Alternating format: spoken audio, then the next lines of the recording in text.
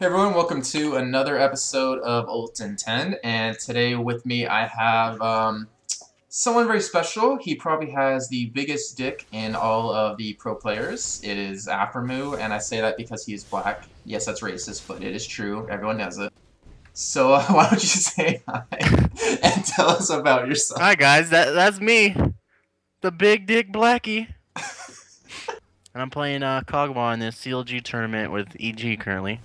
They just picked me up because Dan Din is at his family's house for Christmas. So, Yeah, who does that? Who you goes know, home for Christmas? Who hangs out with family? That's overrated. hey, the Din brothers, nice people, man, nice people. All right, well, let's talk about Kog'Maw then. Let's talk about you start out with boots and 3 health pots against Tristan who started Dorn's Blade.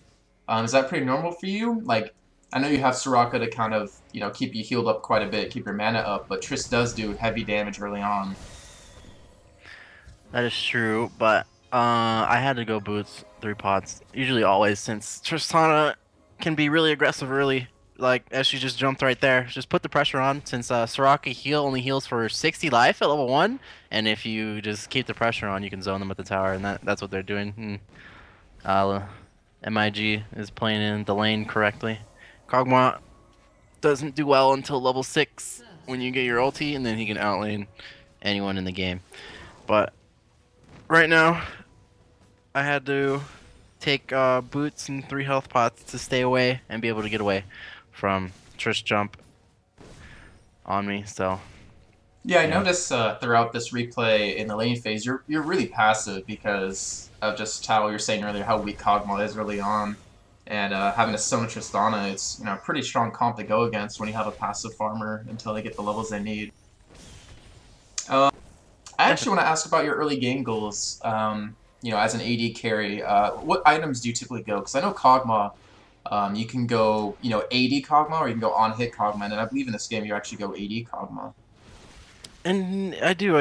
I don't really favor it on hit Kog'Maw much, cause in any given team fight, you barely get any auto attacks off, cause usually they go for you, and you need to be kiting and doing as much damage as possible before you die.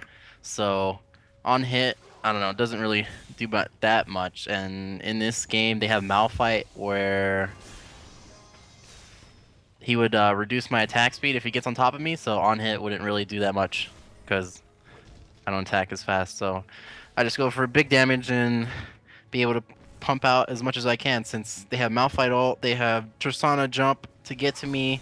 So I just need to be able to do as much as I can as fast as I can. What about And positioning in lane? Like, I know positioning is really, really important and kind of doesn't get the attention it needs most of the time, usually because it's about team fights. But I know in lane, positioning is really important. How do you kind of position yourself as an AD carry at bottom? I mean, I'm assuming it changes per champion and per opponent, but in general. when you're on blue side, like I am here, you usually want to stay at the top side to keep away from the brush. And Nat hasn't warded the brush yet. I do not know why. And if he did, I would be able to get CS more. But since he hasn't, I have to stay as far away from the bush and Tristana as I can while still getting CS. And I have to wait to go in for CS every time heal is up, or else I'll get smashed. So sometimes I have to sacrifice CS if heal isn't up, because I don't want to die to this lane and get Tristana ahead. Because they do have, what, Ignite and Exhaust, and we're running double heal exhaust, so Ignite counters heal. And if we straight up fought, it would definitely be a lose-lose situation. Wait, ignite counters heal? How does? No, I'm just kidding. Well, let's talk about your summoners then, because we saw after Kiev a lot of AD carries started running heal, and then their support started running like an offensive summoner like exhaust. How do you feel about that? Like, what's your kind of take on it? I think this game I only tried heal because I saw people in Kiev do it and I was testing it out, honestly. I normally just go Ignite because I like to pump out the damage, but I favor supports going double offensive summoner spells, heal and exhaust preferably. I don't really like CV since I guess I'm a Dota player and you don't have that.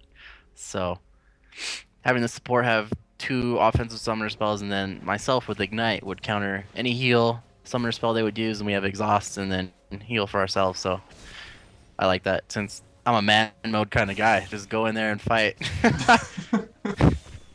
All right, well, let's talk about your history. You said you were a Dota player. Can you tell us about your history in general with this type of game, and then how you kind of got started with AD carry? Well, I didn't play Dota Oh, okay. much. Only a little bit since I usually was a professional WoW player competitively. So only played a little bit, but I like PvP. And after a while, Cataclysm was really shitty. They just made my class suck, and mages just kept getting OP. I decided to try my hands at a MOBA, and it's pretty fun. I like the team concept of the game where you have to rely on everyone and communication. I like communicating. Communicating is key to winning games, and that's really cool. I just like. I like communicating. I like talking to people. It's I like I love like talking to turtles. people. I love talking to people. Okay, well, actually, But this is personal curiosity. What class did you play in WoW? Druid.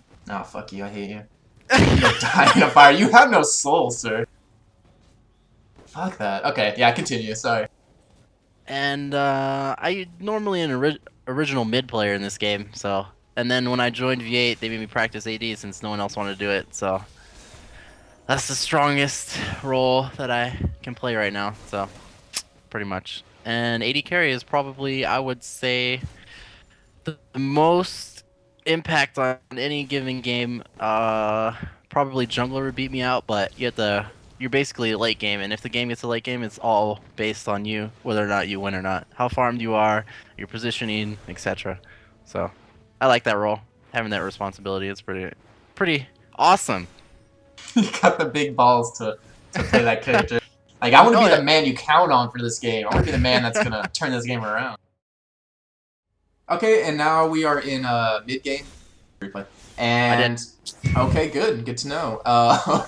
And let's go ahead and we talked about your items a little bit, but let's talk a little more exactly like what kind of did you as an AD cog build? You know, I mean, typically I guess it's an IE fan nest kind of build, but what specifically do you try to go for with them? Um, this is back then, so I guess I did go for IE and then Phantom Dancer, Last Whisper, and then if I need to, you get a QSS, but if not, then you can go GA or more damage with Bloodthirster. But now my Kog'Maw, I do rush Wriggles first since it's just so good. The lifesteal and the armor, it can keep you alive 1 through 5 if you get it that early. Insane. Just a fucking random laugh out of nowhere. I'm like, where did that come from? Yeah, what do you think of the new like change? Or actually, yeah, the new change. You know, the Wriggle. Well, not the change, but Euro 80 players are starting to play like Wriggles Phantom Dance instead of like going, you know, Wriggles in like a BF item. Um, in a 5v5 game where it's everyone you know is on your team, not like solo queue, it's really good because you can communicate and have your team protect you as much as they can with Phantom Dancer, and it gives you a lot of movement speed and allows you to position much better in team fights. But I don't personally like it. I think someone did the numbers that it produces as much damage as just an IE would too. So I don't know. I do favor like critting harder more often than movement speed and just crit, and I like more damage also. So I don't know. I just favor IE more than Rugal's Phantom Dancer. Is it kind of wrong that you talking about doing big numbers and big crits, and all I can think of is relating that back to a big dick?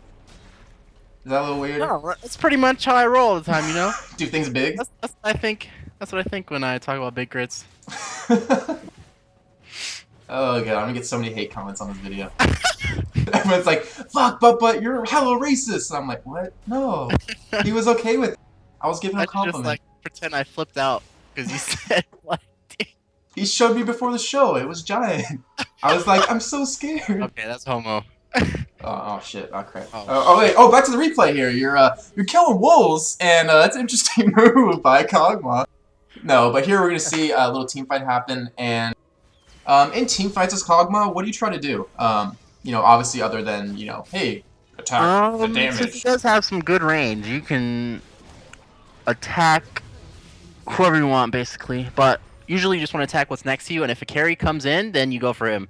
You never want to dive into a team fight because that's when they all switch to you and you're in a bad position. So I just focus on what's next to me and wait for the carry to get in my range and then go. Because Kagome doesn't have any gap closers whatsoever, so that's what you have to do.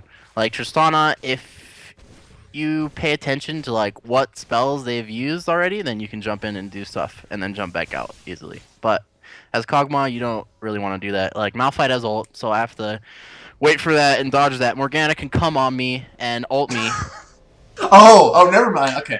I was thinking about penises there. My bad. Oh, me too. I'm sorry. I'm sorry. My apologies.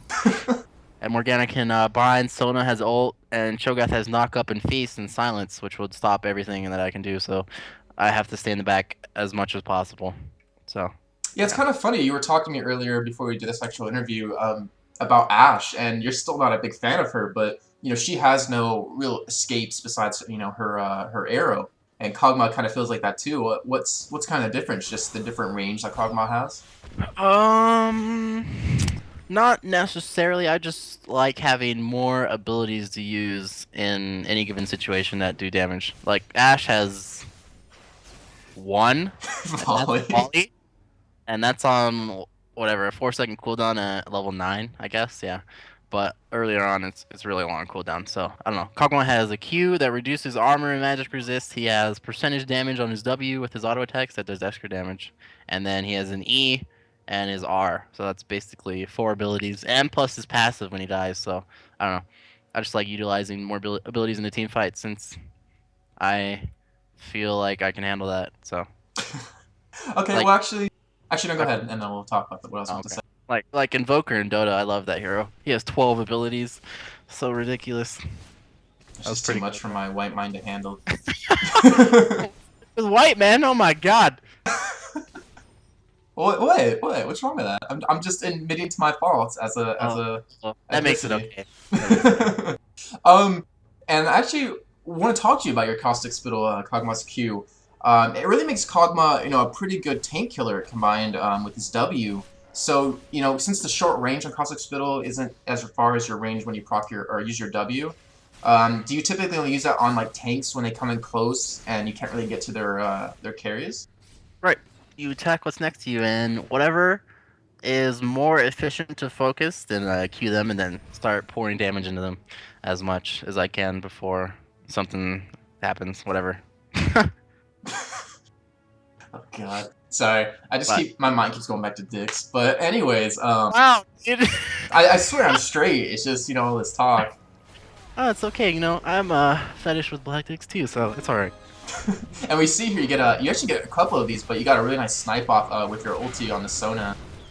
And then now we're seeing you get engaged by Malphite, and you kind of back off, but pop your ult on him again and try Like to. far ahead of me. I'm a little bit ahead of you. I guess we didn't start at the same time. Just now. Well, you do. Once Malphite does see. ult you, you kind of ignore him and just start pushing into Morgana, and you start pushing into Tristana as well. Yeah. Kennen got on top of their whole team with his AoE stuns, so I had to capitalize while they're stunned when they can't do any damage to me. That's all I tried to focus on. Okay, well let's talk about other AD carries since that is your main role. Like how do you feel about the severe changes, the Ashe quote unquote buffs, little nerfs to Graves. Let's start with Ashe. The reduced cooldown on volley is very needed, I think, in lane, because like early on, any AD carry could outlane her with their abilities, because all she has is auto attacks after she builds volley. So that's pretty huge. But I'm glad they did that. But she still feels weak in the damage department, because you blow volley, and what else do you have except slows? And who would run away from an Ashe early on, unless your jungler is ganking? Like any other AD carry could win 2v2 fight against Ashe no matter what. So I don't know. I still feel she's really weak, and her short range doesn't help any either. So yeah. And severe. The 10 damage off her boomerang wasn't that much. It still will hit for ridiculous amounts of damage since it hits twice. So, and then what else did they nerf? Her ult, the movement speed. Yeah. That's not a big issue, cause in a team fight, any addition to your movement speed is still a huge plus, and I think it makes her balanced that she can't move as fast.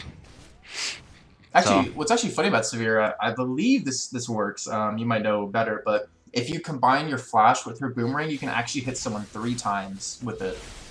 3 times? Yeah. How do you do that? You throw it at them, and then it comes back, and you flash past it behind them, and it hits them again because it comes right back to you again. That's what I've Does heard. I'm that not work? 100% sure. Yeah, I Oh had my, to, I had to test it, but that's ridiculous.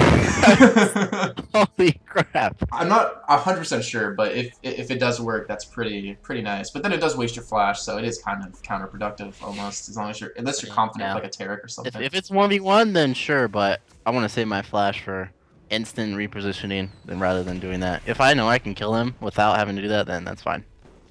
All right, what about Graves? He's been pretty Uh, strong consistently, even with the nerfs.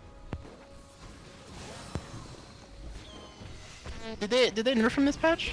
I believe they did not, but they nerfed him last. They Last. changed some mana costs on him, and I believe maybe Oh, tuned his damage down a little bit. that's right on his Q, and I think it was his ulti. I'm not sure, but I still think he's really strong. AD carry. He's probably a first pick still in my books, but I'm a fan of Kog'Maw since Kog'Maw can beat anyone as soon as you hit level 6. So, but Graves is really good.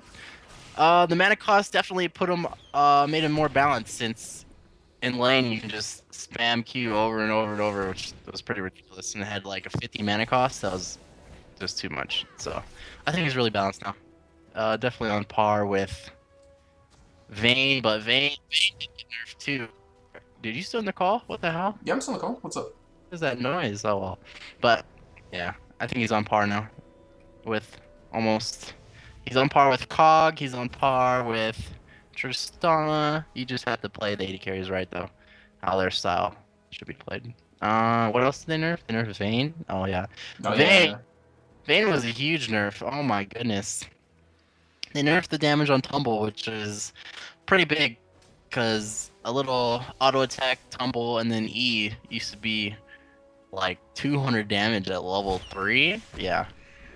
And now that it's gone, that's pretty huge nerf in lane. You can outlane her with basically all the other AD carries except Ashe. So, but they also took off the 0.5 seconds stealth on Tumble, which is huge, huge. I remember watching like doublets, like 1v2, two curse players. I'm sure people have seen that video, but that stealth timer that lasted 1.5 seconds, that was huge. That's what led him basically 1v2 right there. But now that it's only 1 second, that's just, you can't really have much utility with that anymore. So What about runes on Kog'Maw? Well, was that a sneeze? yeah, that was a sneeze. Sorry. That's okay. You're gonna hear that and you're gonna be like, I wish I did not sneeze. You might actually have me cut that out later. But what about runes for Kog'Maw or AD carries in general? I know there's been a big thing over armor pen versus attack damage in lane. Now 15 attack damage is more useful than going armor pen, cause the new masteries definitely basically allow you to negate 13 armor seals that people take, so you don't really need armor pen for anything. The Fiddle's AD runes help you last hit better, they help you harass better, and they just give you the early damage you need to compete with almost everyone else that runs the same set of runes as an AD carry. So if you don't have like that much AD, you definitely will get outlaned. Yeah, we saw right here in that team fight. You saw Sona was out of position from her team, so you picked her off real quick. You saw Tristana low, you flashed into her to kill her, and then that was pretty much all their damage because Morgana's ult was down, and they couldn't really hurt you. So definitely, we're very aware in that fight, which it showed. Well, the more awareness you have, the better the team fight's gonna end up for you guys. Well, anyways, that team fight, Westerice looked like he got caught, but Westerice had such good awareness that he fished Tristana and then queued towards her, making Malphite miss his ult completely. So Malphite ulted nothing, and then from there, it's just all positive plays from everybody. Focus down Sona so she can't get to her support or to her AD to back him up, and then take out Tristana, and that's basically all their damage is gone since they have all AoE damage. Malphite misses ult. That's huge. If you have Malphite on your team, you can't miss that, or else just bad things happen, as you saw there. But basically, that stems from West Rice getting caught. So, good job, West Rice. Nice. He did work. Yeah, actually, I want to talk real quick about the picks of this game. What kind of was going, if you can remember what was going through your heads with these. It looks like you were last pick, I believe. I was last pick. I don't remember, honestly. Okay. I always get Kog'Maw if he's open, no matter what, since I can outplay anyone. I have that confidence. Thank you. Okay, anyways. That sounds like a challenge. If any of you are out there listening, I would like to see I don't this. know. TSM always bans my Kog'Maw. When I play against EG, they always ban it. CLG always bans it, so. I kind of want to put up $100 to anyone who can beat his Kog'Maw. Oh, okay. I have to have a decent support. Okay, thank you. Oh no, this is 1v1. Oh! Oh, you didn't say I Only have one support. matters. Okay. Whatever. But we wanted to be able to have tons of mobility this game. So Singed has great mobility. He has CC reduction, so you can just run in there and slow people with his Rylai's.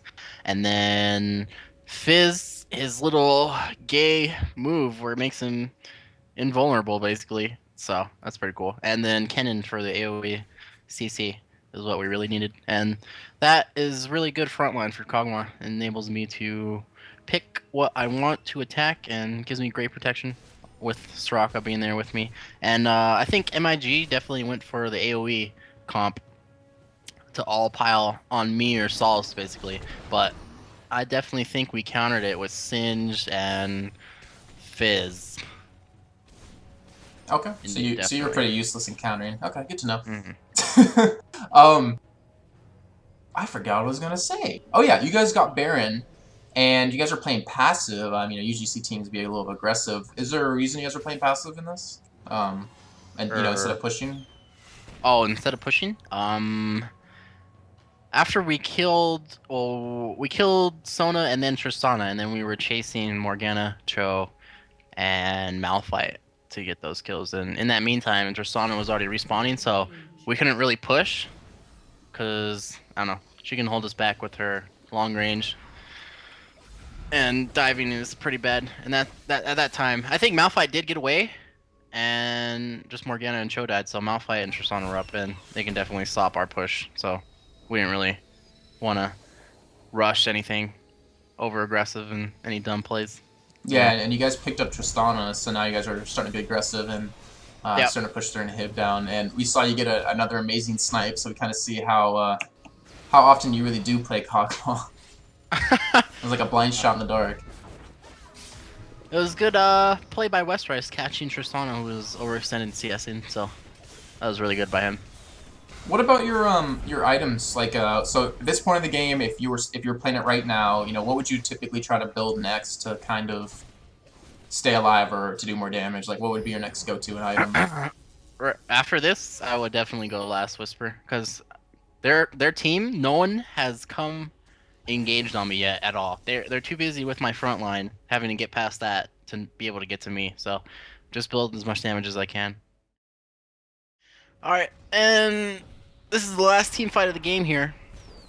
And we're just pushing the lanes, and Dyrus gets caught by binding, but he's Singed, so he's a man. So right now we're just feeling them out when we can get them to engage on us, because we can definitely win this fight no matter what. And this is a prime area to fight in. It has great open space and a lot of corridors for us to fight in. And we're making them think. I don't know what the Baron timer is, but it should be soon. But West Rice is on the side, and now he's about to engage, and we're all getting prepared for it. We're just baiting them out, and then here we go. Here comes the fish. And if you look at me on the right side, I focus on what is the best position to be in while they're fighting my team. And I come around the back, and Sona comes to exhaust me. I focus down Sona. And then Tristana got stunned in the back, so I flash in to get her, then pick off the lowest target, which is Sona back there, while Malphite, Cho'Gath, and Morgana are all coming towards me, and Dyrus is peeling them with his Rylai's as much as he can. I hide in the bush to give them no vision, and then we all call out Morgana to focus target on her and take her out instantly, and then focus on Malphite, and then Cho. And during that fight, I did go around the back. That was the best position to be in. I didn't really want to be in the front because Malphite ulted there, Cho'Gath would rupture there. Morgana blew her ult in that area, so going around the back was the best possible situation or position that I could have been in.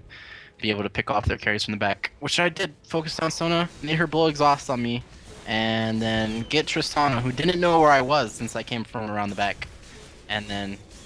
Would you typically say that, you know, going from the back is, you know, how is the way you like? You like to sneak up behind them? I do. I'm a black guy, so you know, that's how I roll.